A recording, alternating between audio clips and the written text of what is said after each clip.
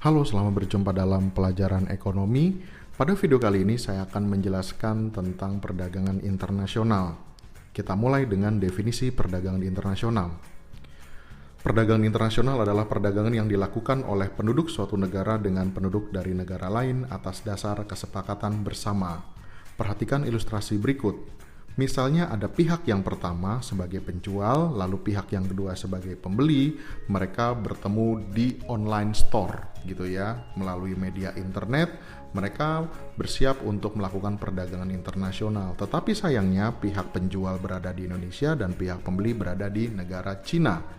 Apakah ini mengurangi atau mengurungkan niat mereka untuk melakukan perdagangan internasional? Tentu tidak, gitu ya. Mereka tetap melakukan perdagangan di mana pihak penjual sepakat mengirimkan barang kepada pembeli, lalu pihak pembeli pada akhirnya membayar atas produk yang mereka sudah terima.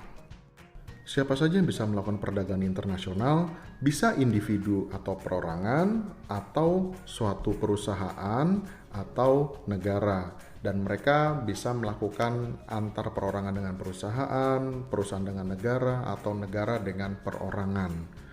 Berikutnya, kita akan menyimak tentang faktor pemicu perdagangan internasional.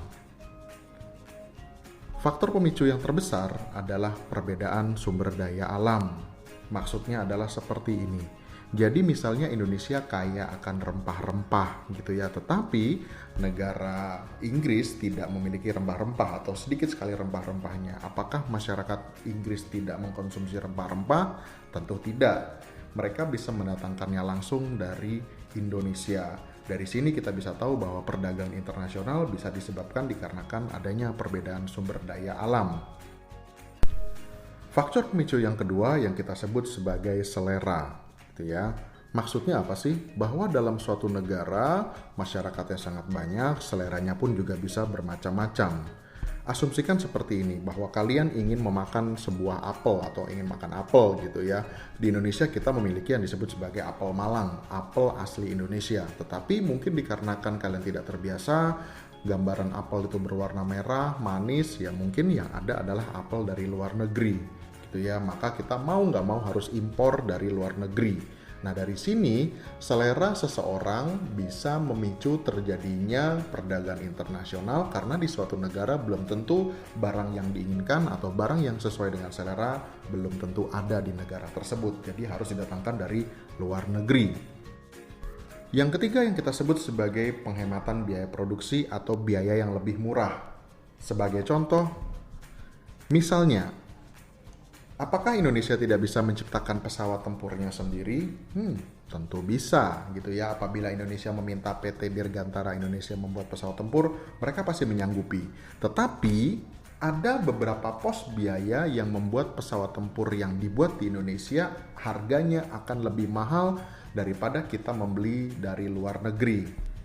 Misalnya adalah biaya riset, lalu ada biaya tenaga kerja asing yang mereka mungkin lebih pakar untuk bisa membuat pesawat tempur dan kita belajar dari mereka. Ada yang disebut sebagai biaya kegagalan dan biaya membuat pabrik yang baru yang sesuai dengan spesifikasi dari pesawat tempur yang ingin dibuat. Sehingga kalau dijumlah-jumlah maka akan lebih mahal. Lalu sekarang kita bandingkan apabila kita membeli langsung dari Rusia gitu ya, kita impor langsung dari Rusia.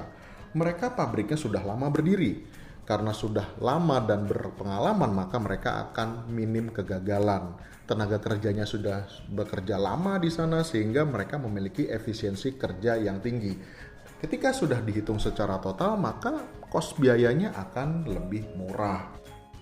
Faktor pemicu yang terakhir adalah teknologi yang lebih baik. Maksudnya apa? Misalnya di luar negeri seperti Korea Selatan, Jepang, Amerika, mereka memiliki teknologi yang lebih baik daripada Indonesia, gitu ya. Contoh misalnya teknologi smartphone. Misalnya kalian diberikan uang untuk bisa membeli smartphone.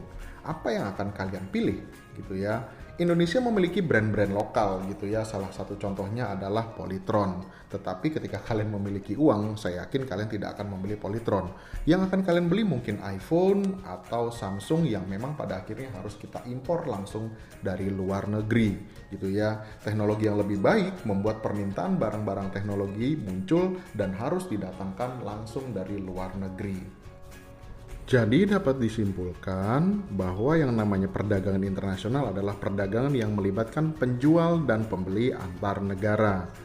Berikutnya adalah faktor-faktor yang mendorong perdagangan internasional. Yang pertama adalah perbedaan sumber daya alam, yang kedua adalah selera konsumen yang bisa bermacam-macam, berikutnya adalah penghematan biaya produksi atau biaya yang lebih murah, dan yang terakhir adalah perbedaan teknologi.